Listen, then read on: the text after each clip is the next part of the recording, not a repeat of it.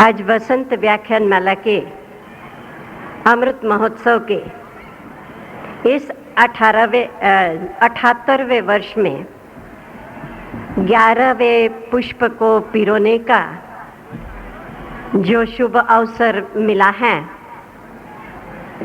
इसके लिए मैं व्याख्यान माला के आयोजकों का धन्यवाद करती हूँ। हृदय से उन्हें धन्यवाद देती हूँ, क्योंकि इतने वर्षों में इस स्थान पर आज पहली ही बार इस विश्वविद्यालय के ओर से यहाँ मैं उपस्थित हुई हूँ।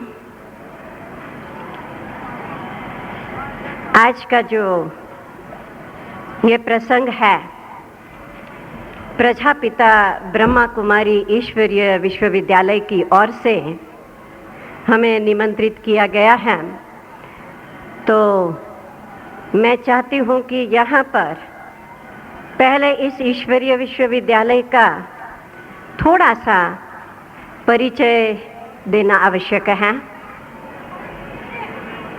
क्योंकि इस ईश्वरीय विश्वविद्यालय को नाम से बहुत करके सभी जानते हैं, परंतु काम से जानने वाले थोड़ी आत्माएं होती हैं। यहाँ पर यह विश्वव्यापी ईश्वरीय विश्वविद्यालय में सेवाओं के बारे में और गतिविधि के बारे में मैं आपको थोड़ा सा परिचय दे देती हूँ थोड़े समय में। यह विश्वव्यापी विद्यालय के लगभग 5000 सेवा केंद्र सारे ही विश्व के अंदर है।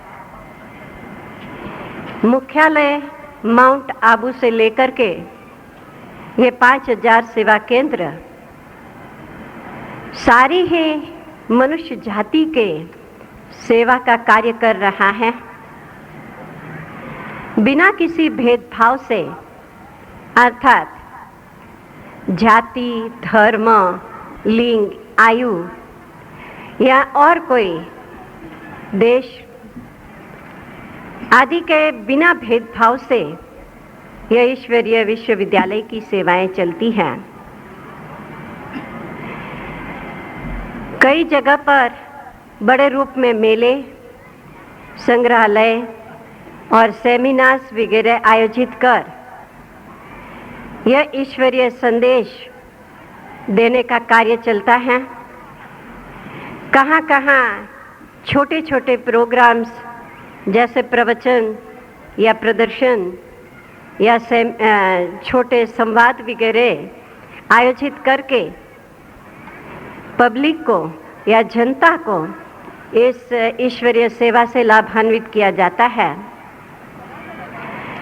करीब करीब 4-5 हजार समर्पित कुमारियों के द्वारा यह ईश्वरीय विश्वविद्यालय की सेवाएं हो रही है। इन सेवाओं के अलावा कुछ किताबें, अर्थात इस ईश्वरीय ज्ञान के आधार पर कुछ साहित्य और केबल वीडियो कैसेट्स और टीवी चैनल्स की सेवाएं और दूसरी भी किसी अन्य प्रकार से ज्ञान शिविर, योग शिविर आदि का आयोजन किए जाते हैं। हर एक मनुष्य को ज्ञान का रास्ता बता करके ज्ञान प्रकाश से अपने जीवन को उज्जवल बनाने के लिए यह ईश्वरीय विश्वविद्यालय का उद्देश्य रहता ही है। और देखा गया है कि कोटों में कोई ऐसे लाखों विद्यार्थी इस ईश्वरीय विश्वविद्यालय में सम्मिलित होकर के ईश्वरीय ज्ञान का अपने जीवन में लाभ लेते हैं और अन्य आत्माओं के लिए सेवाओं के प्रति भी कुछ टाइम दे देते हैं।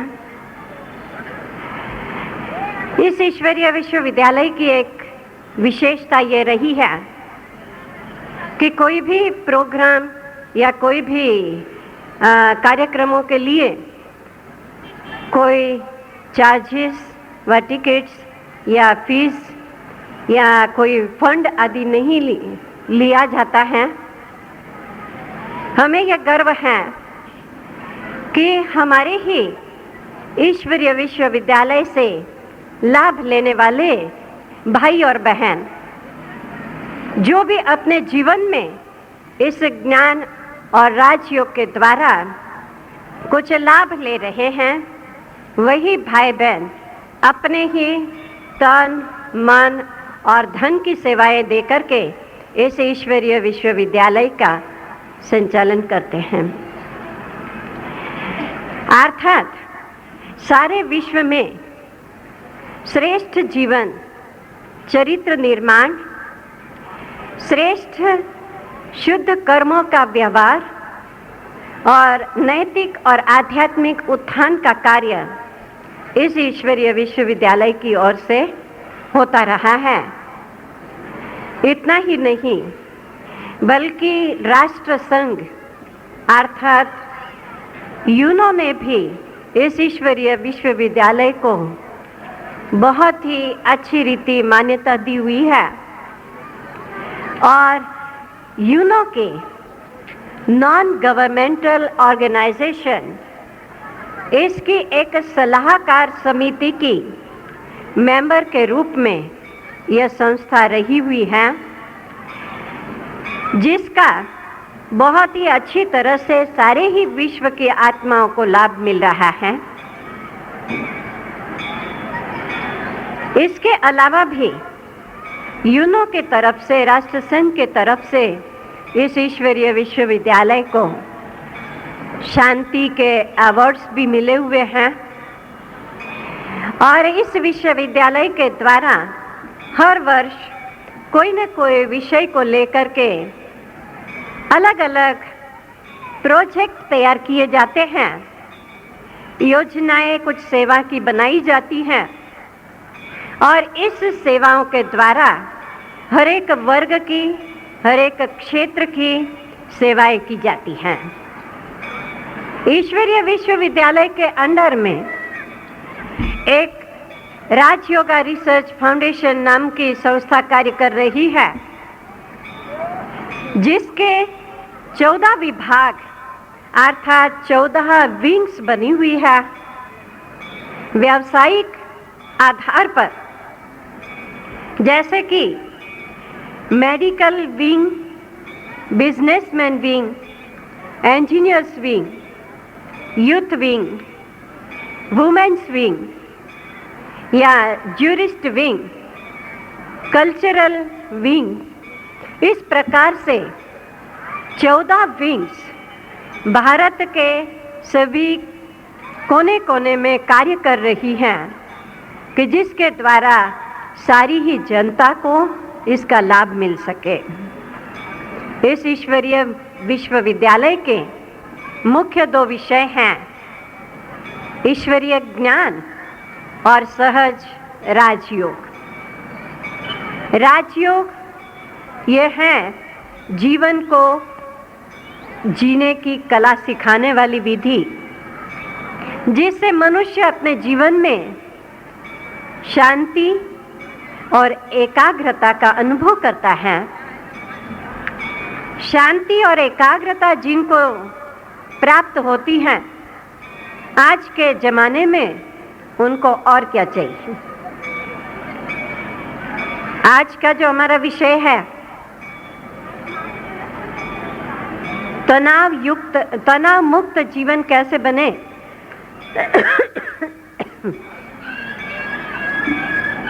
आज के संसार के अंदर हम देख रहे हैं समय प्रति समय चारों ओर से, छोटे बड़े से, चाहे छोटे बड़े, स्त्री पुरुष, विद्यार्थी हो, शिक्षक हो, व्यापारी हो या सर्विसमैन हो, मालिक हो या नौकर हो, चारों ही तरफ से, हर आत्मा के तरफ से तनाव तनाव तनाव ही सुनाई पड़ता है। हर व्यक्ति तनावग्रस्त अपने को अनुभव करता है और आज के समय पर तनाव मुक्त जीवन की बात कभी कभी जब हम किसी से करते हैं तो फिर हमें कहा जाता है कि शायद ये कल्पना है आपकी, परंतु ये कल्पना नहीं, ये वास्तविकता है, अनुभव की बात है कि आज के कलयुगी वर्तमान समय में भी इस ईश्वरीय विश्वविद्यालय से राजयोग के अभ्यास के बाद हम अपने आप को तनाव से किस प्रकार से मुक्त रख सकते हैं, क्योंकि दिन प्रतिदिन हम देखते हैं यह संसार परिवर्तनशील है। समय, संसार, व्यक्ति, परिस्थितियां, सब कुछ बदलता रहता है और इस परिवर्तनशील विश्व के साथ साथ मनुष्य को भी परिवर्तन करना होता है। परंतु देखा यह जाता है कि कोई भी मनुष्य कुछ नया अपने जीवन में अपनाने में थोड़ा सा हिचकता है, कुछ नया करने में या तो अपनी पसंदी को छोड़ करके दूसरी बातों को अपनाने में उसे कुछ हिचक होती है। वो थोड़ा सा लड़खड़ाता है, कहो हिचकता है, क्योंकि उसे लगता है कि जबकि आवश्यकता ही नहीं तो मैं एक बात छोड़ करके नई क्यों करूं। दूसरा वो सोचता है कि जो पुरानी बात मैं छोड़ूंगा और नई मैं कर सकूंगा या नहीं कर सकूंगा, वह वो मेरे लिए सूटेबल होगा या नहीं होगा, ये सोच करके वो नई चीज को अपनाने में हिचकता है। और दूसरी बात, आज परिवर्तनशील जमाना हम कहते हैं कि बड़ा फास्ट जा रहा है, बहुत जल्दी चेंजेस जमाने में आती रही है। चलते चलते आज हम 21वीं सदी के आगमन की ओर हैं। 21वीं सदी के इंतजार में या आगमन के स्वागत में सभी तो है ही है, लेकिन उसके साथ साथ 21वीं सदी के आगमन के साथ थोड़ा सा एक अज्ञात रूप में कुछ भय अथवा डर भी हरेक के अंदर छिपा हुआ है। आज के परिस्थितियों को देखते हुए, आज के वातावरण को देखते हुए हर एक व्यक्ति ये सोचता है कि पता नहीं आगे की सदी में क्या हो। परंतु इस ईश्वरीय विश्वविद्यालय की ओर से मैं आप सभी को एक खुशखबरी सुनाती हूं कि 21वीं सदी एक बहुत ही सुंदर सुखदायी विश्व की होगी, किस प्रकार से वो तो हम आगे देखेंगे। आज का जो हमारा विषय है उसको देखते हुए हम ये कहेंगे कि परिवर्तन जो जमाने में आ रहा है, साथ साथ हम देखते हैं कि सामाजिक, नैतिक, आर्थिक, चारित्रिक गिरावट भी बड़ी तेजी से होती जा रही है। बड़ी ही तेज रफ्तार से हम देखते हैं कि आज मनुष्य का चरित्र व तो एक जीवन अधोगति के तरफ जा रहा है। और इसीलिए आज वह अपने आप को दुख, अशांति, चिंता की एक माया जाल में फंसा हुआ महसूस कर रहा है। वाकई ही मुझे पता है कि हर आत्मा, हर व्यक्ति व्यक्तिगत रूप में कोई बुराई नहीं करता है, नहीं चाहता है, परंतु कलयुग का प्रभाव कहो या वातावरण कहो, ये मनुष्यों को कुछ गिरावट के तरफ ले ही जाता है। मनुष्य आज अपने स्वार्थ के कारण, ईर्ष्या, द्वेष, वैर वृत्ति के कारण कोई भी कर्म करने में हिचकता नहीं है। आज की दुनिया को अगर नाम दिया जाए या तो वर्णन किया जाता है कि आज रावण की दुनिया है। याद आता है हमारे गांधी बापू भारत में राम राज्य की स्थापना के लिए लड़ते रहे हैं। तो सवाल यह आता है कि जब राम राज्य की स्थापना के लिए उनकी चाहना थी, तो फिर भारत में रावण राज्य है। वह तो उस समय की बात हुई। और आज हम देखते हैं कि आजादी के बाद और भी भारत तो सही, परंतु सारे ही विश्व में हम देख रहे हैं कि गिरावट ही गिरावट होती जा रही। विज्ञान के साधनों ने मनुष्य के जीवन को भौतिक रीति तो सुखदायी बना दिया। मशीनरी से कोई भी बात बहुत ही जल्दी से हासिल कर सकते हैं, परंतु ये सोच जरूर चलता है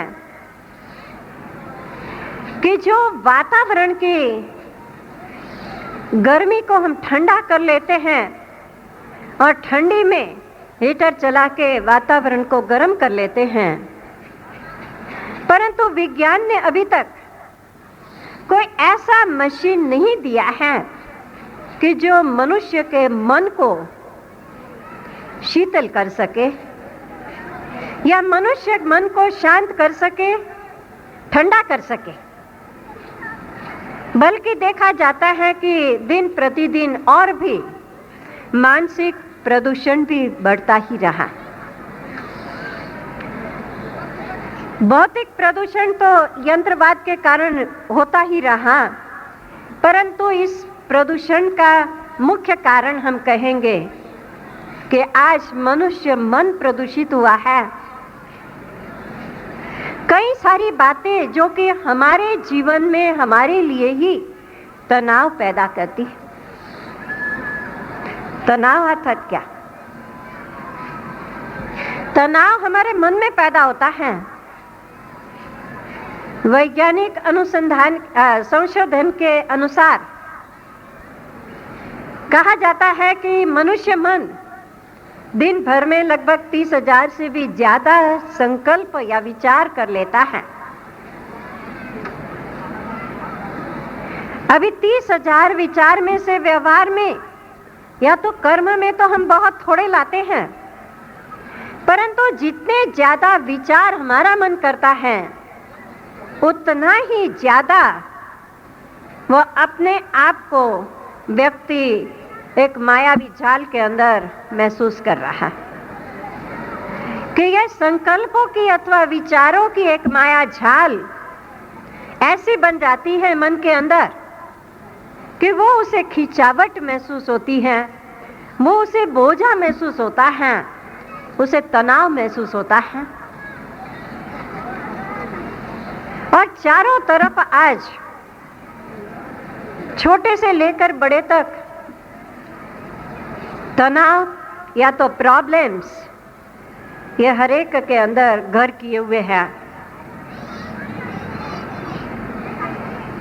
कई बारी हम देखते हैं कितनी सारी छोटी छोटी बातों में और छोटे छोटे कारणों से मनुष्य तनाव अनुभव करता रहता है। उदाहरण के तौर पर हम देखें तो मतांतर ये सबसे बड़ा तनाव का कारण है। अगर मेरी पसंदी की बात किसी ने नहीं किया या तो मेरा विचार किसी से नहीं मिलता है तो मुझे तनाव हो जाता है। मेरी पसंदी के अनुसार किसी ने कोई कार्य नहीं किया है तो भी मुझे तनाव अनुभव होता है।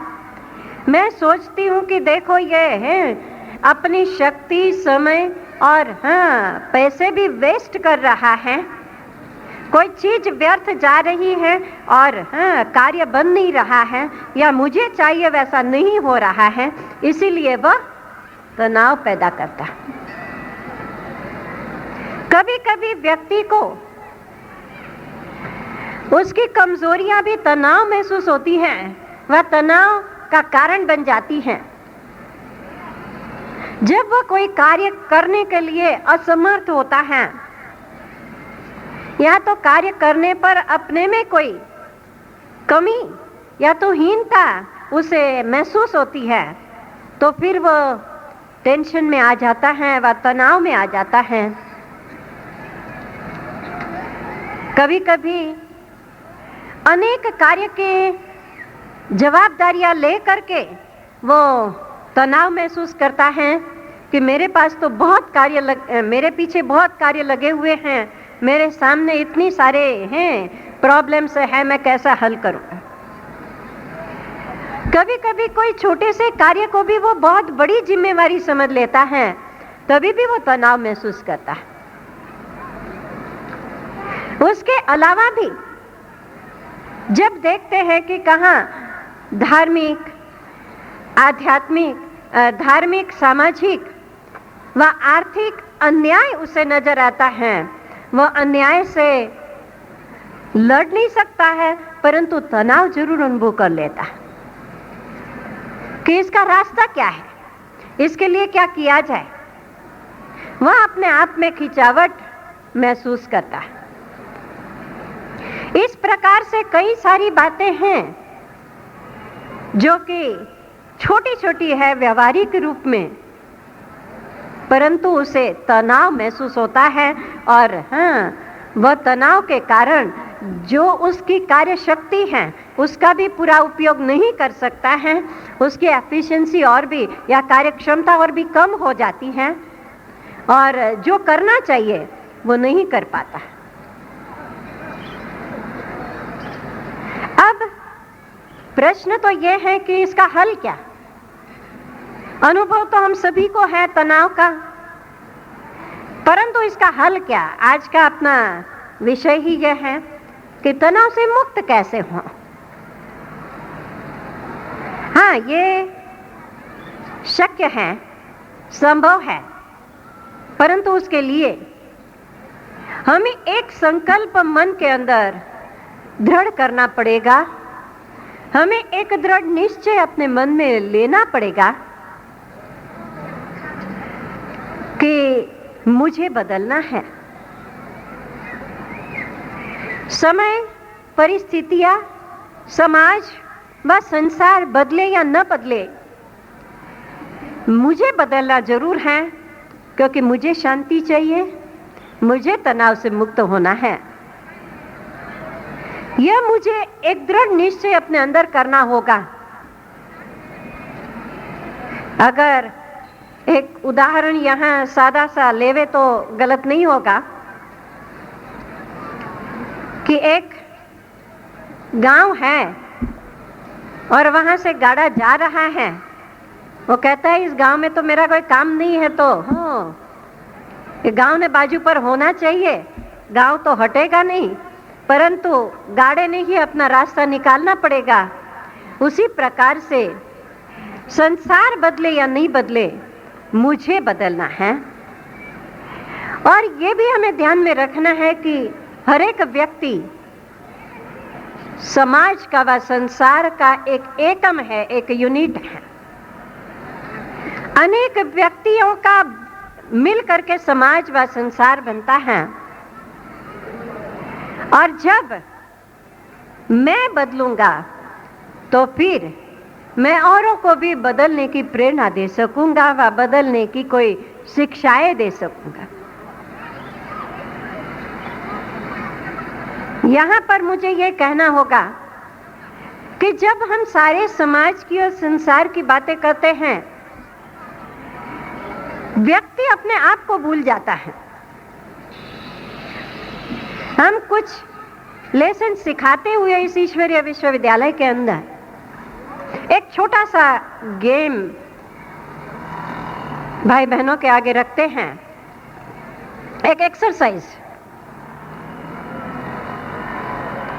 यहां तो मैं नहीं बता सकेगी, परंतु उदाहरण के रूप में तो बताएंगी कि हम कहेंगे भी जिस कमरे में आप बैठे हो, इस कमरे में कई सारी चीजें हैं,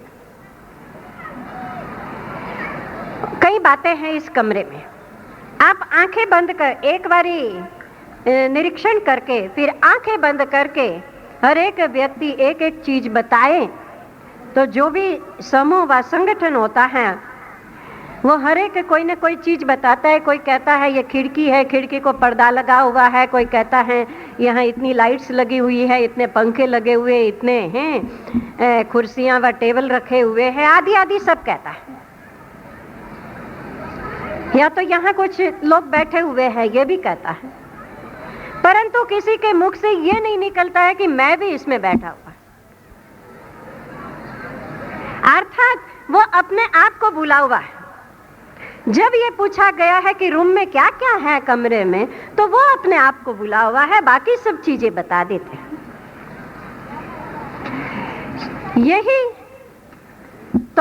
इसी तौर पर आज संसार के अंदर भी हम अपने आप को भूल करके अगर कोई व्यवहार करते हैं या तो जीवन में चल रहे हैं, हम बाकी वालों से बहुत कुछ एक्सपेक्ट कर रहे हैं व आश रख रहे हैं, साथ वालों से हम बहुत बातों का अरमान रख रहे हैं, परंतु मुझे क्या करना है ये मैं भूल जाती हूँ।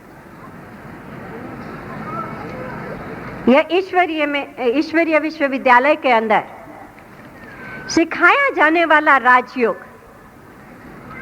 हमें मुख्य यही शिक्षा देता है कि स्वयं की पहचान कर लो। मैं अपने आप को जान करके अपने आप को बदल दूं, स्व के अंदर परिवर्तन कर लूं, तो स्व के परिवर्तन से विश्व परिवर्तन सहज हो पाता है। यही मोटो अथवा सूत्र को लेकर के इस ईश्वरीय विश्वविद्यालय की सेवाएं चल रही, और हम विश्वास और गर्व के साथ ये कह सकते हैं कि इसी मोटो को लेकर के हम सारे विश्व को बदल सकते हैं। बदल सकते ऐसा इतना ही नहीं, लेकिन बदल के रहेंगे। और इसी कलयुगी संसार के अंदर एक सुखमय, स्वर्णिम, सतयुगी, सतो प्रधान सुखमय सृष्टि की स्थापना करके ही रहेंगे। यह विश्वविद्यालय के अंदर यही सिखाया गया है, अपनी आत्मा की जागृति करो, आत्मा अभिमानी स्थिति में रहो, परिस्थितियां बदलने वाली नहीं है, हमें बदलना है, अपनी स्थिति को बदलना है और अपनी स्थिति के द्वारा परिस्थिति को बदलना। परिस्थिति अर्थात पराई स्थिति है। पराई स्थिति को हम नहीं बदल सकते जब तक हम अपनी के महत्व को बताने वाली एक अकबर और बीरबल बादशाह की कहानी भी याद आती है कि जब बीरबल बादशाह ने कहा अकबर बादशाह ने कहा कि हे हमारे राज्य के अंदर प्रजा की प्रामाणिकता की कुछ परीक्षा लेनी है, तो बीरबल ने एक युक्ति निकाली, कहा, अनाउंस किया राज्य के अंदर कि एक तालाब, एक हौद बनाया जाएगा और उसमें रात को हर एक व्यक्ति ने जाकर के 1 लोटा दूध का डालना है, ताकि राज्य के अंदर एक संपन्नता के सिंबल अथवा स्वरूप के रूप में वो दूध का तालाब तैयार हो जाए। और अनाउंस किया गया, राजा को कहा गया कि देखना सवेरे प्रजा की परीक्षा हो जाएगी। राजा को बहुत अभिमान था कि हमारे राज्य में प्रजा में बहुत प्रामाणिकता है, परंतु बीरबल को वो विश्वास नहीं। इसीलिए रात को जब कहा गया तो हर एक ने कार्य तो किया, परंतु सवेरे जब देखा तो वो तालाब दूध के बजाय पानी से भरा हुआ था। इसका कारण हर एक व्यक्ति ने ये सोचा कि बाकी वाले तो सभी दूध डालेंगे, लेकिन मेरा 1 लोटा अगर पानी का गया तो इसमें क्या फर्क पड़ेगा। ठीक इसी प्रकार से आज संसार के अंदर हर एक व्यक्ति यही सोचता है कि मेरे बदलने से क्या होगा, सारा संसार तो ऐसे ही चल रहा है। परंतु हमें इस संसार के अंदर अपने महत्व को भूलना नहीं है। एक एक व्यक्ति का अपना महत्व है और हर व्यक्ति ने अगर अपनी जिम्मेवारी व अपने महत्व को समझ करके अच्छे कार्य में अपने आप को व्यस्त किया व अपने व्यवहार को बदल दिया, तो विश्व क्यों नहीं बदलेगा। ये विश्वास के साथ मैं कह सकती हूं कि स्व परिवर्तन से विश्व परिवर्तन जरूर होगा, लेकिन उसके लिए हमारे अंदर दृढ़ता होनी चाहिए और कुछ बातें हमारे साथ जीवन में अपनाने की हैं, जिसको मैं आप सभी के आगे एक 10 नियमों के रूप में समझा रही हूं।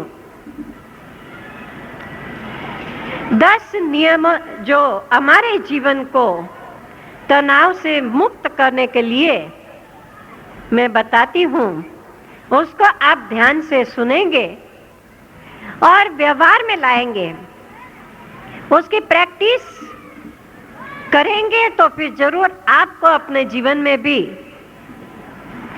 इसका फायदा महसूस होगा।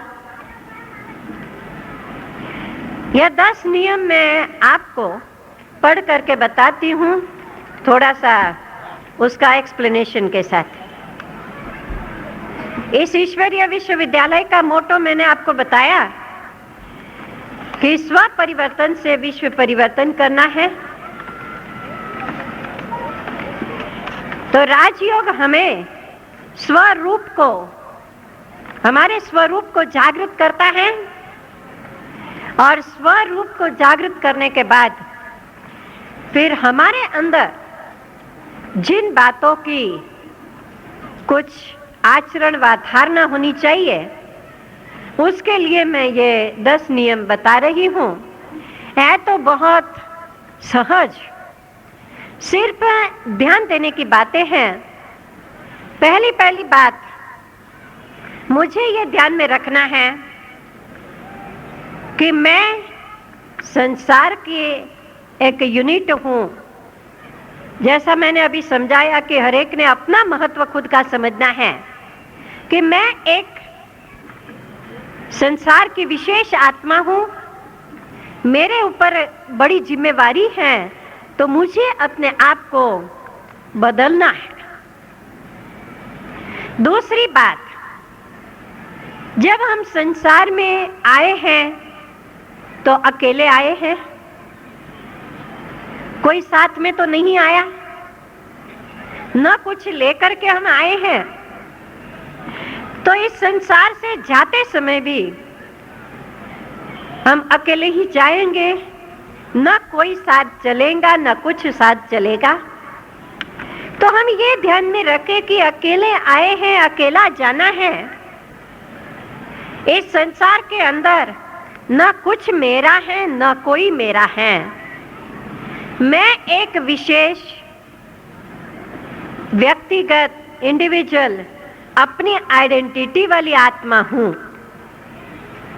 मेरा किसी से कोई कायम का संबंध नहीं है और इसीलिए मैं हर व्यक्ति से और हर वस्तु से डिटैच रह सकती हूं। जब हम सारे संबंधों से और सारे वैभवों से डिटैच हो करके रहेंगे और व्यवहार करेंगे तो कहाँ अटैचमेंट नहीं रहेगा, अर्थात कहाँ लगाव हमारा नहीं रहेगा, और लगाव नहीं होगा, आकर्षण नहीं होगा, तो फिर तनाव होने का भी कोई कारण नहीं रहेगा। तो कहने का भाव कि हमें यह ध्यान में रखना होगा कि हम अकेले आए, अकेला जाना है, न कुछ मेरा है और न कोई मेरा है। तीसरी बात, सर्वशास्त्र शिरोमणि श्रीमद् भगवद गीता के अंदर भगवान की यही शिक्षा मिली है, स्मृति लब्धा और नष्टो मोहा। जब अर्जुन को सारी गीता सुनाई है, अर्जुन ने जब अपने स्वरूप का रियलाइजेशन किया है, अनुभूति किया है, तो यही कहा कि अहो भगवान, स्मृति लब्धा नष्टो मोहा। जब मुझे मेरे स्वरूप की स्मृति आ जाती है तो मैं नष्टो मोहा बन जाती हूँ। जब मोह ममता की जाल से मैं अलिप्त हो जाती हूँ तो मुझे, मेरे लिए इस सृष्टि पर तनाव का कोई भी विषय रहता नहीं है, तनाव का कोई कारण रहता नहीं है। चौथी बात कि इस संसार के अंदर, ये संसार एक रंगमंच है नाटक का, इस नाटक के अंदर मैं एक विशेष एक्टर हूं। जब मैं एक विशेष एक्टर हूं तो एक्टर का ध्यान सदैव अपनी एक्ट के ऊपर रहेगा, न कि दूसरों के ऊपर। एक्टर यही सोचेगा कि मुझे इतनी अच्छी एक्ट करनी है कि सारी पब्लिक को, सारी सभा को मैं खुश कर सकूं, मैं आनंद दिला सकूं और सभी वंस मोर कहें, वह सभी को आनंद मिले। इसी प्रकार से आज संसार के नाटक के अंदर भी हम एक्टर के रूप में यही ध्यान रखें, यही ख्याल रखें कि मेरी एक्ट बिल्कुल अच्छी होनी चाहिए, मुझे सबसे अच्छी एक्ट अर्थात अच्छे कर्म करने हैं, चाहे कोई करे वा ना करे, मुझे करना है और मैं करेगी तो औरों को सिखा सकेगी। तो हम ये ध्यान में रखें कि मैं इस संसार रूपी नाटक में एक एक्टर हूं और जो एक्टर होता है उसका स्टेज से कोई लगाव नहीं रहता, उसका स्टेज पर की कोई प्रॉपर्टी से लगाव नहीं है। आज समझो कोई राजा का महल स्टेज पर बना हुआ है, वो एक्टर ये नहीं समझेगा कि मैं राजा हो गया और ये महल मेरे को हमेशा के लिए मिल गया। उसे पता है कि ये 2 घंटे का 3 घंटे का नाटक है, ये कोई मेरा महल नहीं। उसी प्रकार से उसके साथ कार्य करने वाले, रोल प्ले करने वाली जो एक्टर्स होंगे, उनसे उनका कोई संबंध नहीं है। उसके साथ उनका कोई मोह जुड़ता नहीं है। नाटक में एक्ट करके वो डिटैच रहते हैं। जितना समय नाटक के स्टेज पर है तब तक वो अपना नजदीकता का रोल प्ले करते हैं, अर्थात एक होकर के रहते हैं, वह संबंध दिखाते हैं, परंतु स्टेज से नीचे उतरेंगे तो वो अपने वास्तविक स्वरूप में रहते हैं। उनका कोई संबंध नहीं है, उनका कोई लगाव नहीं। तो न स्टेज की कोई प्रॉपर्टी से, न स्टेज के कोई व्यक्तियों से उसका लगाव रहता है। उसी प्रकार से इस संसार रूपी नाटक के अंदर जब हम एक्टर हैं तो यहाँ की जो भी प्रॉपर्टी जिसको हम मेरा मेरा मेरा कहते हैं, यह कुछ भी मेरा नहीं है। ये सब कुछ छोड़ के मुझे जाना है।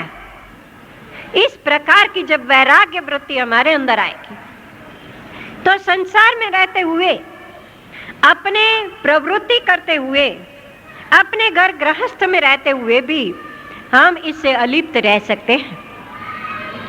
इसके लिए हमें वैराग करके कोई जंगल में जाने की आवश्यकता नहीं है, कोई गुफाओं में जाने की आवश्यकता नहीं। सिर्फ हमारे मन से हमें वैराग आना चाहिए। हमारे मन को हमें दृढ़ करना है और मन के अंदर एक दृढ़ निश्चय ही हमें इस प्रकार के विचारों के तरफ ले जाएगा, हमारे विचारों को बदल देगा। पांचवी बात है, हर एक एक्टर को अपना रोल मिला हुआ है। संसार के नाटक में हर एक एक्टर को अपना फिक्स रोल मिला हुआ है।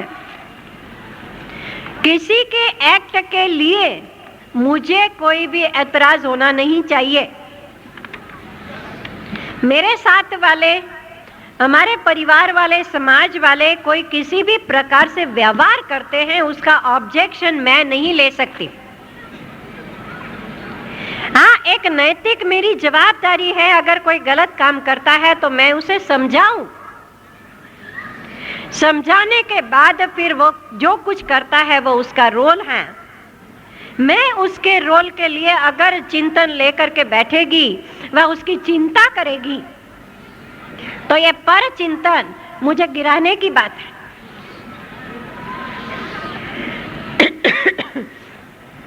या तो ये पर चिंतन मुझे नीचे की तरफ ले जाएगा, मुझे अपनी स्थिति पर रहने नहीं देगा, मैं अपनी स्थिति को बदल नहीं पाएगी। छठी बात है, किसी के भी अवगुण देखने की दृष्टि मेरी नहीं होनी चाहिए, उसके बजाय मेरी गुणग्राही दृष्टि होनी चाहिए। आज संसार के अंदर हर एक व्यक्ति को अपना गुण, अपनी विशेषताएं, अपनी शक्तियां मिली हुई है और उनके गुण और शक्तियों को धारण करने की शक्ति मेरे अंदर होनी चाहिए, या उसके गुण को ग्रहण करने की वृत्ति मेरे अंदर हो। जिस प्रकार से एक मधुमक्खी एक एक फूल में से मध ले लेती है, उसी प्रकार से हमारी ये वृत्ति होनी चाहिए कि हर व्यक्ति से मुझे कुछ सीखना है। हर व्यक्ति में कोई ना कोई बात सीखने की है। कोई भी बुरा नहीं है और कोई भी बिल्कुल निकम्मा नहीं है, बल्कि हर एक में जो कुछ गुण है वो मुझे लेने जरूर है। आठवीं बात, किसी के प्रति भी मेरी नेगेटिव फीलिंग न रहे, वह किसी की कमजोरियों को लेकर के मैं उनको कम समझूं और मैं अपने आप को बड़ा समझूं, ये न हो। अर्थात मुझे मिथ्या अभिमान नहीं होना चाहिए। किसके प्रति वैर, ईर्ष्या, घृणा, स्वार्थ की भावना आदि से भी मुझे अलिप्त रहना है। ये भी नेगेटिव फीलिंग है, वह तो नकारात्मक विचार है, नकारात्मक वृत्तियां हैं जिनसे मुझे बच करके रहना है। आठवीं बात है कि अपने कर्मों में मुझे विश्वास रखना है। मुझे ऐसे कर्म करने हैं कि जिससे न मेरा नुकसान हो न किसी का भी। ऐसा कोई भी गलत काम मेरे से ना हो। और जब मैं गलत काम करती ही नहीं हूँ तो मुझे मेरे कर्मों में विश्वास होना चाहिए कि मुझे अपने कर्मों का श्रेष्ठ फल मिलना ही है। मेरे कर्म ही मुझे फल देने वाले हैं, न कि किसी मनुष्य से मुझे कोई आश रखनी। मेरे अरमान, मेरी आश कोई भी पूरी नहीं कर सकता। किसी से आश रख करके मुझे निराशा मिलेगी। इसीलिए मुझे अपने कर्मों को बदल के अपने सुख को प्राप्त करना है, क्योंकि मेरे कर्म ही मुझे सुखी और दुखी करेंगे। 9वीं बात है, सकारात्मक चिंतन करके अथवा पॉजिटिव थिंकिंग में भी मक्कमता हो, दृढ़ता हो और पकाई हो। अच्छी और सत्य बातों को छोड़ करके कभी भी किसी के संग दोष में हमें फंसना नहीं है। संग दोष से हमें बच करके रहना है। किसी को कॉपी कर लेते हैं हम कई बारी। किसी ने कोई गलत काम किया, मैंने भी किया तो क्या हुआ, परंतु इस प्रकार की नेगेटिव वृत्ति हमारे अंदर नहीं होनी चाहिए जो हमारा नुकसान करे, और हमारा नुकसान अर्थात समाज का नुकसान। 10वीं बात है, दिन भर के लिए, दिन भर में हम थोड़ा सा टाइम प्रभु चिंतन के लिए निकाले। अर्थात दिन भर में 5-10 बार 1-2 मिनट के लिए हम काम से निवृत्त होकर के प्रभु चिंतन के लिए समय देवे। ज्यादा नहीं मैं बोलती आप सभी भाई बहनों को, सिर्फ जब भी आप समझो एक काम पूरा किया है, दूसरा हमें शुरू करना है, उसके बीच में हम 1 या 2 मिनट सिर्फ प्रभु चिंतन के लिए स्वस्थ होकर के अपने मन को प्रभु के तरफ ले जाए और प्रभु से कुछ सकारात्मक प्रेरणा और ईश्वरीय शक्ति की अनुभूति करे अपने अंदर और अपने विचारों को शुद्ध बनाए। इस प्रकार की ये 10 बातों को अगर हम अपने जीवन में अपनाएं तो मैं समझती हूँ कि स्वर्णिम संसार व सतयुगी सृष्टि दूर नहीं होगी। आज सुखमय संसार की स्थापना के लिए हम सभी नींव बन सकते हैं और हमारे ही द्वारा, अर्थात यहाँ मैं कहेगी कि हम भारतवासी हैं और भारत ही नई दुनिया के नींव है। भारत ही आज सारे विश्व के आगे प्रकाश स्तंभ है। सारे विश्व में भले ही बाकी भौतिक संपन्नता है, परंतु भारत की जो दैवी संस्कृति है वह एक विशेष है और इसी कारण कुछ आध्यात्मिक प्राप्तियों के लिए सारे विश्व की नजर भारत की तरफ है।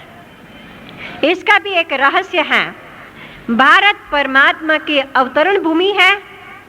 भारत में ही परमपिता परमात्मा शिव, जो कि निराकार ज्योतिर्बिंदु स्वरूप है, जो हम सर्व आत्माओं के कल्याणकारी पिता हैं, वह कल्याणकारी पिता इस सृष्टि पर अवतरित होके इस प्रजापिता ब्रह्मा कुमारी ईश्वरीय विश्वविद्यालय के द्वारा जो नई सृष्टि की स्थापना का कर्तव्य करा रहे हैं, ये कर्तव्य को जान करके हम ये कह सकते हैं कि भारत ही स्वर्ग था और भारत ही फिर स्वर्ग बनेगा।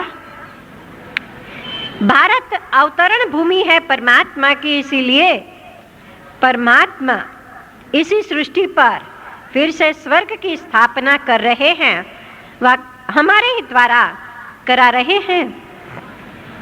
हमारे साथ साथ आप सभी का भी किसी न किसी प्रकार से सहयोग जरूर होगा ही, और परमात्मा हम सभी के द्वारा ही, भारत के जनता के द्वारा ही भारत को बदलेंगे।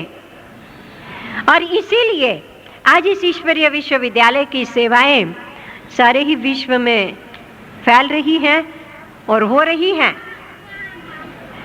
इसी विश्वविद्यालय के राजयोग के द्वारा हमें जो जीवन जीने की कला सिखाई जाती है, इस कला के अंदर मुख्य जो बातें सिखाई जाती है वह है नैतिक मूल्य।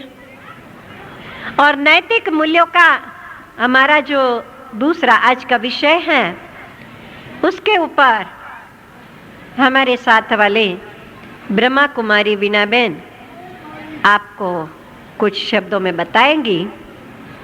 यहाँ मैं अपना वक्तव्य पूरा करती हूँ। ओम शांति।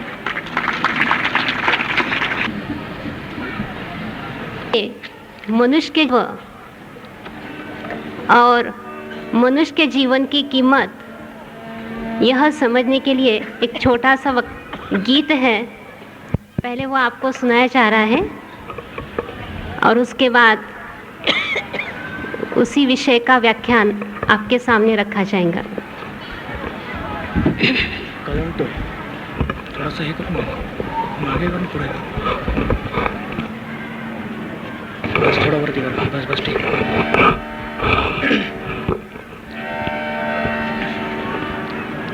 सपोर्ट कर।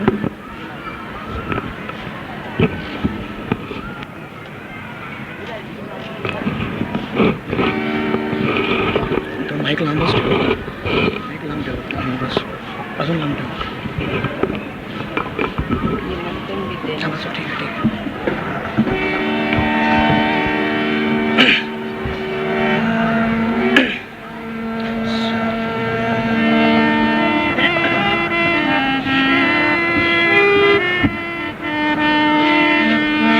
सद्गुण अवगुण के कारण कोई हीरा है, कोई पत्थर है। सद्गुण अवगुण के कारण कोई हीरा है, कोई पत्थर है। धरती पर स्वर्ग बना लेना, धरती पर स्वर्ग बना लेना, ओ मानव तुझ पर निर्भर है। सद्गुण अवगुण के कारण कोई हीरा है, कोई पत्थर है।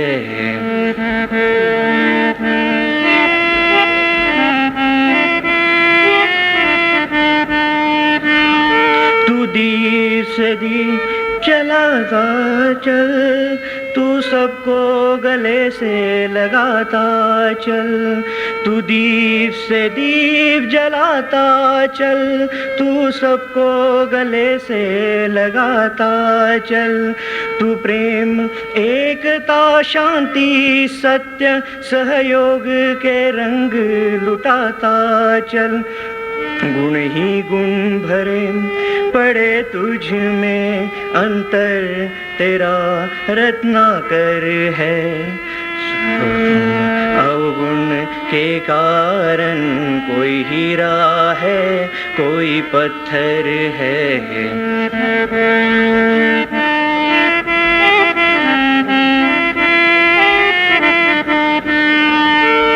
नदी न अपना जल पीती है, पेड़ न अपना फल खाते, पर उपकार के लिए ही हम ये अनमोल जन्म पाते।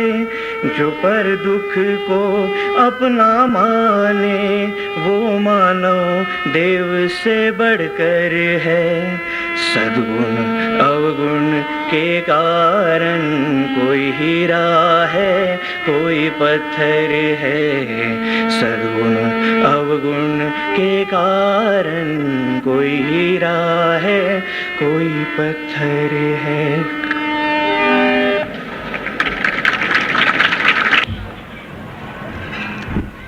परमपिता परमात्मा की प्यारी संतान,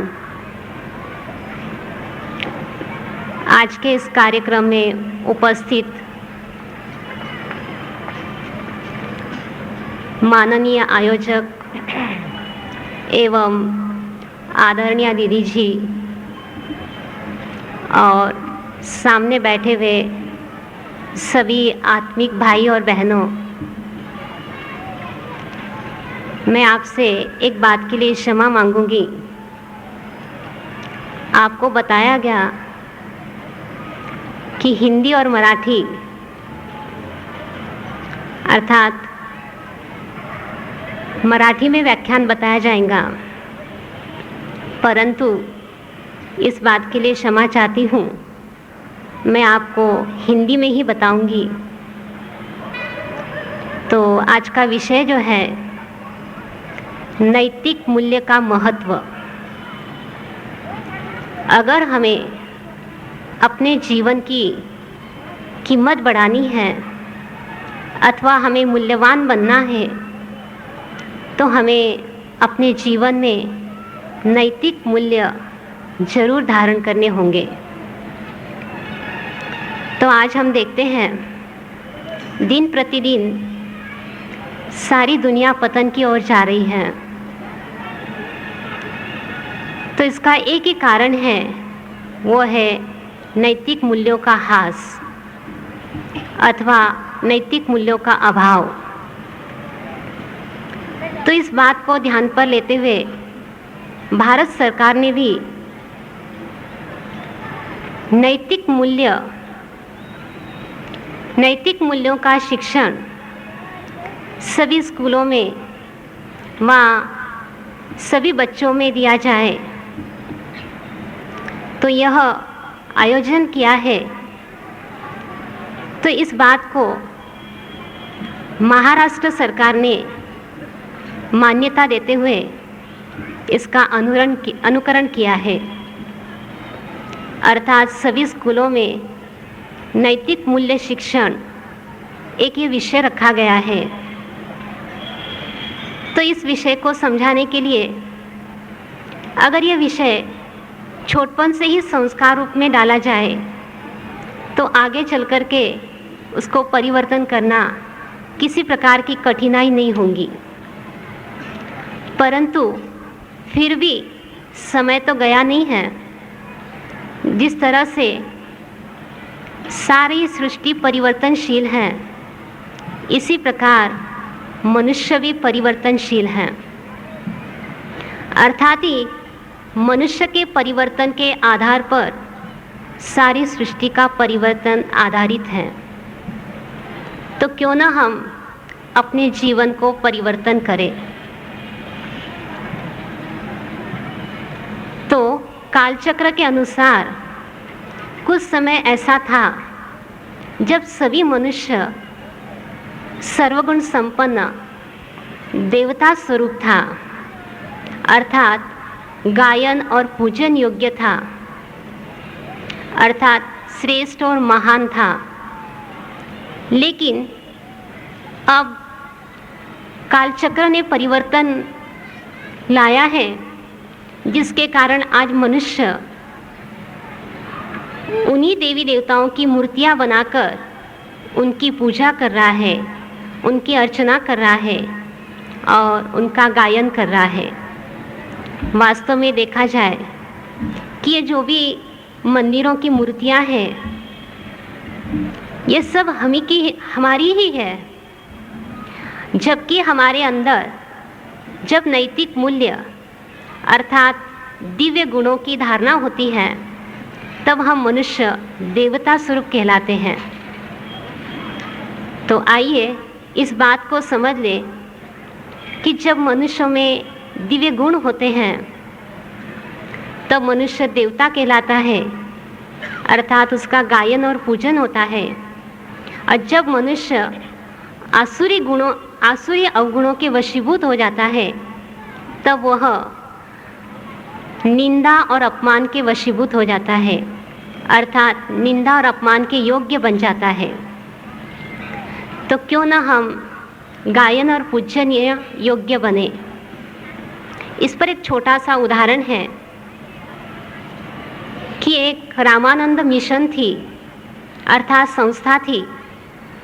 उस संस्था को रामायण नाटिका का आयोजन करना था, लेकिन उन्होंने सभी पात्र योग्य चुने, लेकिन एक पात्र की कमी महसूस हो रही थी। वह थी बाल्य अवस्था का रामचंद्र। तो उनको इस पात्र के लिए बड़ी तलाश थी और वो तलाश करते करते एक छोटे से गांव में पहुँचे। तो वहाँ उस गांव में एक झोपड़ी के पास कुछ बच्चे खेलते हुए दिखाई दिए और उन बच्चों में से एक बच्चा जो था बिल्कुल निर्दोष, बिल्कुल रूपवान, गुणवान, इस प्रकार से वो बच्चे पर जैसे ही नज़र पड़ते ही उस नाटिका के आयोजक ने उस बच्चे को चुन लिया और उस पात्र के योग्य समझकर उस बच्चे को वो भूमिका दे दी। तो 10-12 वर्षीय बालक जो था उसने उस भूमिका को निभाते हुए बहुत सुंदर भूमिका बजाई और साथ साथ उसने फर्स्ट क्लास इनाम प्राप्त किया। के लिए और कोई योग्य ऐसा पात्र मिला नहीं है। तो उन्होंने उसकी भी तलाश करते हुए तो उसी ही गांव में पहुंचे और एक शराबी की दुकान पर उस दुकान का मालिक जो था वो स्वयं शराब के नशे में चूर और बड़ी बड़ी मूछें, राक्षसी रूप और साथ साथ उसके बोल में वह नशा, इस प्रकार का देख करके उस आयोजकों ने सोचा कि रावण की भूमिका निभाने के लिए यह पात्र योग्य है। तो उस व्यक्ति के पास पहुंचने के बाद उससे पूछा गया कि आप यह भूमिका बजाओगे? तो उसको इस बात पर बहुत रोना आया। उसने पूछा, आपकी वही संस्था है क्या जो अमुक साल पहले बाल्य अवस्था राम का भूमिका करने के लिए तलाश कर रही थी? तो बताया गया कि हाँ, वही संस्था है। तो उस व्यक्ति ने बताया कि कुछ समय पहले मुझे राम की भूमिका दी गई और आज मुझे रावण की भूमिका दी जा रही है। तो इस उदाहरण को सामने लाते हुए हम ये समझ सकते हैं, जबकि हमारे अंदर सर्वमूल्य थे तब हम रामचंद्र की तरह थे, अर्थात देव स्वरूप लक्ष्मी नारायण के स्वरूप में थे।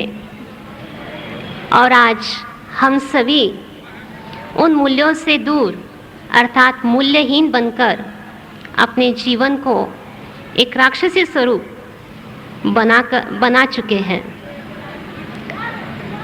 तो इस प्रकार से क्यों ना हम अपने जीवन को मूल्यवान बना लें। तो आज कई व्यक्तियों को मूल्य और मूल्य सहित जीवन और मूल्य रहित जीवन का भी अंतर महसूस नहीं होता है। वास्तव में देखा जाए कि हमारे जीवन में बहुत सारे नुकसान होते जा रहे हैं। तो अभी हम जो विषय सुन रहे थे, तनाव मुक्त जीवन, तो जिसके तिसके जीवन में तनाव ये होने का एक मूल कारण यही है कि मूल्य रहित जीवन। जिस प्रकार से कोई व्यक्ति क्रोध के वश सामने वाले व्यक्ति को जिस प्रकार से जो आया वह कह देता है, वह जोश में होश खो देता है और वह जोश के वश सामने वाले व्यक्ति का नीचा ऊंचा स्थान नहीं समझता है और साथ साथ आज के इस मतलब की दुनिया में अर्थात स्वार्थ की दुनिया में मनुष्य रिश्वतखोरी, छोटी मोटी चोरी व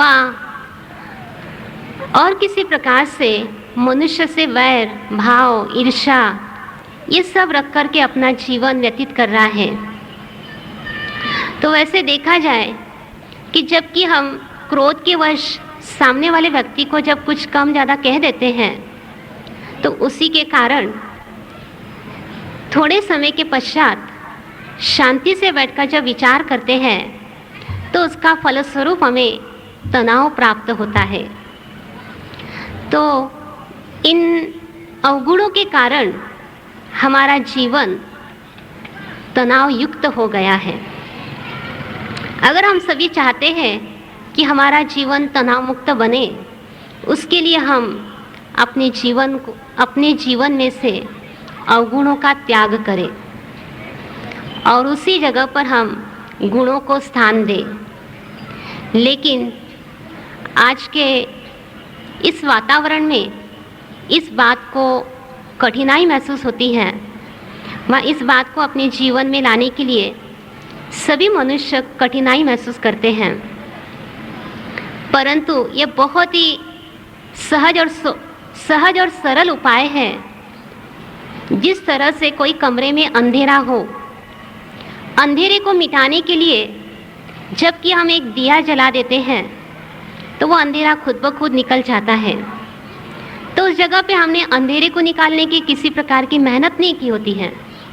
सिर्फ एक दिया जला दो, वह एक लाइट का बटन ऑन कर दो तो वह पूरा कमरा प्रकाशित हो जाता है। इसी प्रकार आज अगर हम अपने जीवन से अवगुण निकालने चाहते हैं तो एक लक्ष्य रखकर उसी जगह पर हम अपने जीवन में गुणों को स्थान दें तो खुद ब खुद हमारे अवगुण विदाई ले लेंगे। जिस तरह से क्रोध, आज वैसे क्रोधी व्यक्ति जो हैं, क्रोधी व्यक्ति कहा जाता है वह घर के मटके भी सुखा देता है, अर्थात इतना नुकसान पहुंचा देता है। जो आज क्रोध की जगह पर हम शांति और सहनशीलता का गुण धारण कर ले और साथ साथ राग द्वेष के जगह पर हम संतुष्टता का गुण धारण कर ले और साथ साथ हम लोभ की जगह पर समाधान स्वरूप का गुण धारण कर ले और मोह ममता की जगह पर हम न्यारा और प्यारा रहने का गुण धारण कर ले, तो इस प्रकार से स्वतः ही हमारे जीवन के अवगुण विदाई ले लेंगे और हम गुण संपन्न श्रेष्ठ व्यक्ति बन जाएंगे। तो विशेष तौर पर परमात्मा जो ज्ञान का, गुणों का स्तोत्र है, गुणों का जो भंडार है, उससे अगर हम संबंध रखेंगे तो अवश्य ही हमारे जीवन में वह दिव्य गुण आएंगे। तो अपने जीवन में दिव्य गुण लाने के लिए विशेष 4-5 बातों का ध्यान रखना है। तो वो पहली बात जो है वो है संग।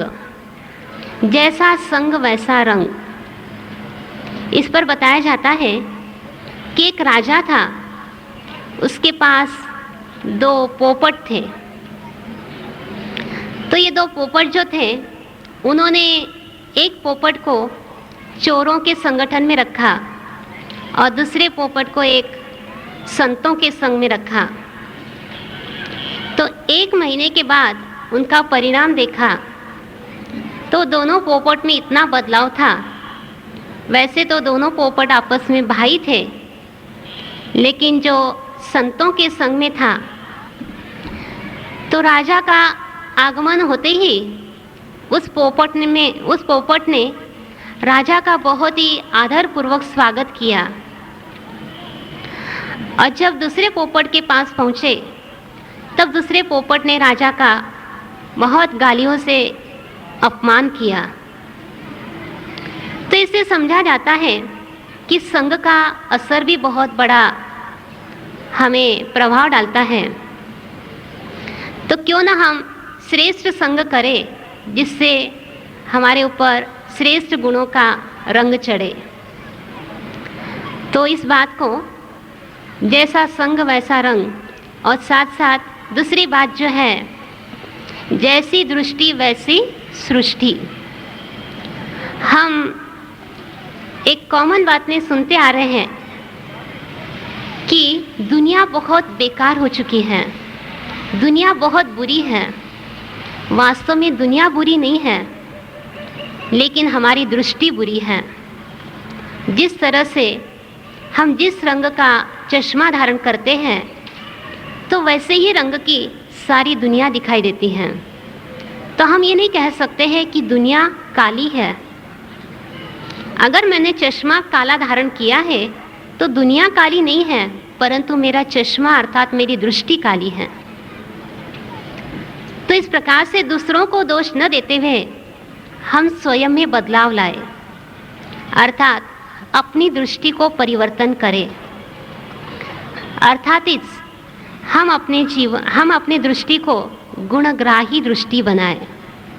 जैसे कि हम देखते हैं हंस पंछी जो होता है, तो हंस पंछी जो उसके आगे कंकड़ और मोती इकट्ठे करके रखो तो वो मोती चुग लेता है और कंकड़ छोड़ देता है। इसी प्रकार से हम सारे जगत में से गुण उठा ले और अवगुणों को छोड़ दे। इसी प्रकार एक पौधा जो होता है उसको गंदे से गंदी खाद दी जाती है, परंतु फिर भी वो अपने योग्य चीज़ें उठा करके, अपने लायक चीज़ें उठा करके वह खुशबूदार फूलों को जन्म देता है। तो इसी प्रकार आज हमारी रचना इतना कार्य कर सकती है, तो हम मनुष्य जो रचयिता है, तो हम क्यों नहीं अपने जीवन में भी सुगंधित गुणों को लाद सकते हैं। तो इस प्रकार से हम सब एक ही परमात्मा की संतान, जबकि हम मंदिरों में जाके प्रार्थना करते हैं कि त्वमेव माताश्च पिता त्वमेव बंधु सखा त्वमेव। तो जबकि परमात्मा हमारा माता पिता है जो गुणों का भंडार है और सर्व गुणों का सागर, अगर हम उसकी संतान हैं तो मैं गुण रहित कैसे हो सकती हूँ? वह हम गुणों से दूर कैसे रह सकते हैं? जबकि जो मेरे पिता की प्रॉपर्टी है वह मेरे जीवन में होना जरूरी है। तो हम इस बात को सदा ध्यान रखें कि मेरा पिता सर्व गुणों का सागर है, तो मैं उसकी संतान मास्टर गुण सागर हूँ। तो अवश्य ही हमारे जीवन में गुण आते जाएंगे कि जिस तरह से अभी हम जानते हैं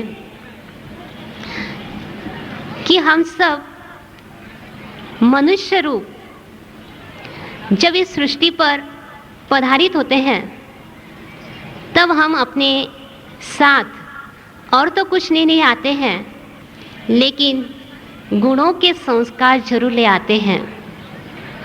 तो वो गुणों के संस्कार हम ले आए हैं। और अभी भी हमने सुना सृष्टि एक नाटक है। इस नाटक में हम सभी भूमिका करने वाले एक्टर हैं, और हम सभी एक्टर होने के नाते से अपनी एक्शन पर जरूर ध्यान दें। तो इस जन्म मरण के चक्र में हम सभी एक्टर के नाते से इस सृष्टि पर पधारे हैं। यह विस्मृत हो चुके थे, जिसके कारण तेरा मेरा, मोह ममता, ईर्ष्या द्वेष, राग मत्सर, ये सब हमारे जीवन में आ गए, और अभी हम सभी इन सभी से दुखी और अशांत हो चुके हैं। तो हमें अगर अपने जीवन में सुख शांति लानी है, तो कहा जाता है सर्वश्रेष्ठ जो दिव्य गुण है वो है पवित्रता। तो तो पवित्रता ही सुख शांति की जननी है, जिसको ही व्यावहारिक भाषा में नैतिकता कहा जाता है। तो नैतिकता अर्थात पवित्रता जीवन में आने से हम अपने जीवन में सुख शांति प्राप्त कर सकते हैं। उसके साथ साथ अंतर्मुखता, ये अंतर्मुखता का जो गुण है ये बहुत ही श्रेष्ठ गुण है।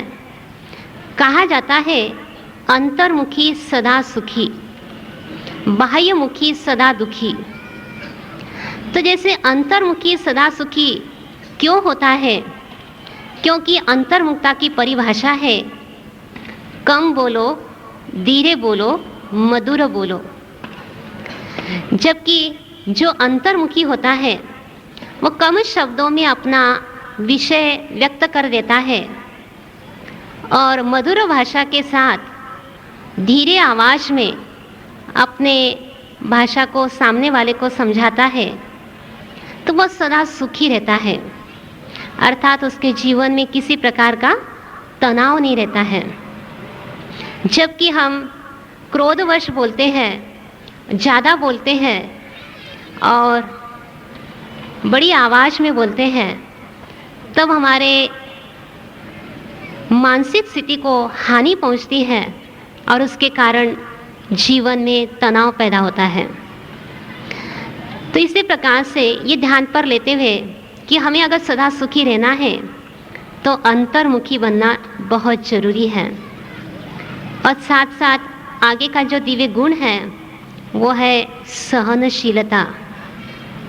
वैसे देखा जाए आज के ज़माने में घर घर में अशांति और दुख का वातावरण दिखाई देता है, बिगड़ते संबंध दिखाई देते हैं। जिस तरह से जो माता पिता है तो आज माँ बेटी का नहीं जमता है, भाई भाई का नहीं पटता है, माना आपसी संबंध सभी बिगड़े हुए दिखाई देते हैं। तो इसका मूल कारण है सहनशीलता की कमी। एक व्यक्ति अगर 2 शब्द बोलता है, उसको अगर सहन करने की शक्ति नहीं होती है तो सामने वाला प्रति उत्तर में 4 शब्द बोल लेता है। तो 4 शब्द बोलने पर जो क्रोधाग्नि भड़कती है, तो जैसे कि आज हम आमतौर पर देखते हैं अगर कोई आग जलाता है तो आग को बुझाने के लिए कभी आग नहीं लगाई जाती है, लेकिन आग को बुझाने के लिए पानी का उपयोग किया जाता है। इसी प्रकार अगर कोई व्यक्ति 2 शब्द कहता है, उसके प्रति उत्तर हम 4 शब्द कह देते हैं, तो ये क्या होगा? जरूर क्रोधाग्नि भड़केंगी। तो 4 शब्द से फिर प्रति उत्तर 8 शब्द मिलेंगे। इसी प्रकार क्रोधाग्नि बढ़ते बढ़ते आपसी वैर पैदा हो जाते हैं और उसी वैरों के कारण संबंध बिगड़ जाते हैं। तो क्यों ना हम इस बात को ध्यान पे रखते हुए अगर हमें क्रोधाग्नि को बुझाना है तो हम शांति के जल का उपयोग करें। अर्थात हमारे सामने वाला कोई अगर हमें 2 शब्द कहता है तो हम प्रति उत्तर 4 शब्द न देकर उस समय शांति रख लें और सदा ये ध्यान रखें कि ये जो क्रोध अग्नि है, कि सामने वाला जो शब्द कह रहा है वो शब्द अगर मैंने स्वीकार नहीं किए तो वो शब्द उसी के पास ही रहे। तो इस प्रकार से हमारा मन स्वतः ही शांत हो जाएगा। और साथ साथ इस पर संत एकनाथ का हम उदाहरण सामने लाते हैं कि जो संत एकनाथ थे वो बहुत ही सहनशील थे। तो इस पर किसी मनुष्यों ने आपस में चर्चा की, अगर इस संत एकनाथ को अगर कोई अशांत करके दिखाए तो उसको इनाम दिया जाएगा। तो एक व्यक्ति ने बीड़ा उठाया कि मैं जरूर उसे अशांत करके दिखाऊंगा। तो एक बारी वो जब नहाकर गंगा स्नान करके जब लौट रहे थे तब उस व्यक्ति ने उनके ऊपर कचरा डाल करके उनका अपमान किया। परंतु संत एकनाथ ने प्रति उत्तर कुछ न कहते हुए फिर से जाकर गंगा स्नान कर लिया। फिर से वो गंगा स्नान करके लौटे तो फिर से उन पर कचरा डाला गया। तो ऐसा करते करते 40 बारी उस व्यक्ति ने कचरा डालने का कार्य किया, लेकिन संत एकनाथ ने किसी भी प्रकार का प्रति उत्तर न देते हुए उनका शांतिपूर्वक ही उनसे व्यवहार रखा। तो इससे मालूम हुआ कि उनकी कितनी सहनशीलता है। आज अगर हम उसी जगह होते थे तो हम क्या करते थे?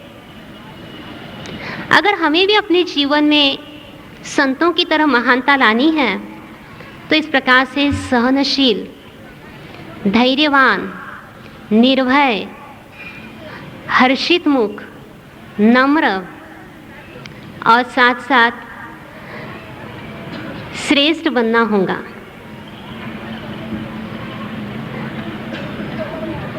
तो ये जो दिव्य गुण हैं, इन दिव्य गुणों को अपने जीवन में लाने से जो दिव्यता आती है और उस दिव्यता के फलस्वरूप हम स्वयं देवता स्वरूप बन जाते हैं। तो अभी 21वीं सदी में चरण रखने के पहले, अर्थात भविष्य निकट भविष्य के में आने वाला जो युग है वो है सतयुग। तो यह जो सतयुग है इसमें सभी मनुष्य देवता स्वरूप होंगे, अर्थात सभी गुणों से संपन्न, संपूर्ण निर्विकारी, मर्यादा पुरुषोत्तम, अहिंसा परमो धर्म होंगे। तो हम सभी इस बात को ध्यान पे रखें कि अगर हमें गुण संपन्न बनना है तो उसके लिए एक छोटी सी विधि है, वो है राजयोग। अभी आप सभी को बताया गया कि पंचवटी नगरी में एक ऐसा सेवा केंद्र है जहाँ पर राजयोग का शिक्षण दिया जाता है। उसका नाम प्रजापिता ब्रह्मा कुमारी ईश्वरी विश्वविद्यालय है। तो आप सभी भी इस राजयोग की विधि को अगर समझ लेंगे तो अवश्य ही अपने जीवन में मूल्यों को ला सकेंगे।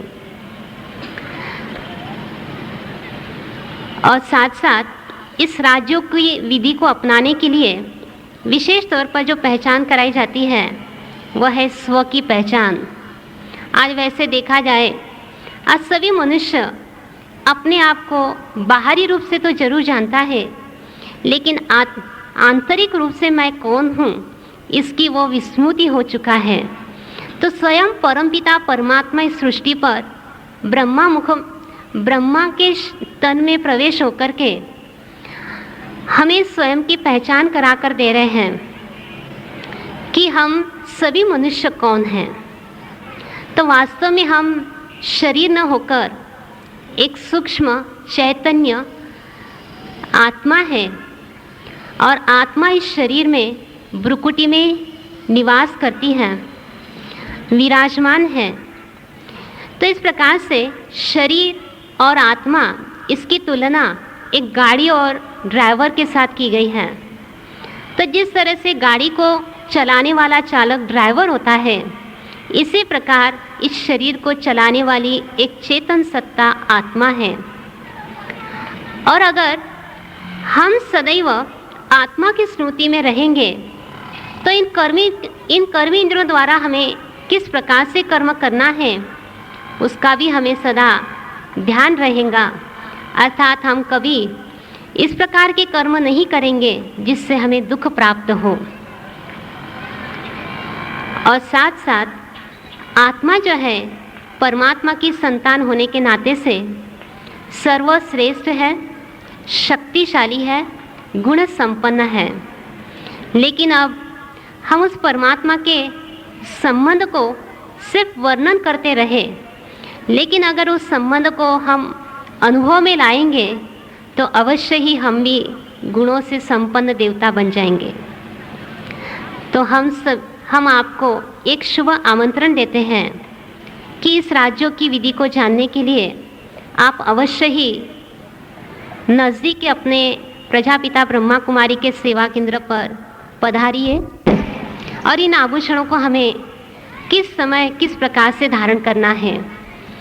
तो यह जो मूल्यों की माला है, यह मैं आपको पढ़कर सुना रही हूँ और आप सभी ध्यान से सुनेंगे और इसको समय प्रति समय धारण करते रहेंगे।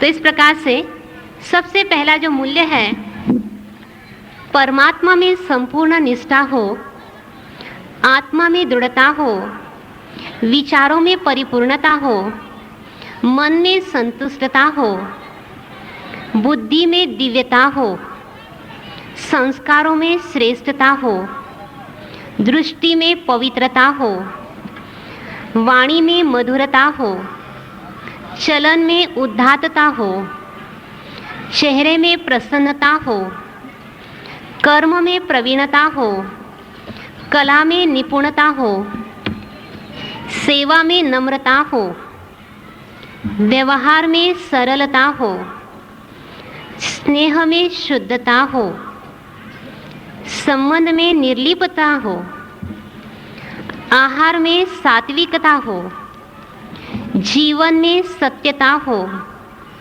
और व्यक्तित्व में रमणीकता हो और निंद्रा में निश्चिंतता हो। इस प्रकार से यह मूल्यों की माला हमें समय प्रति समय आभूषण के रूप में धारण करनी है। और साथ साथ आप सभी इस राज्यों की विधि को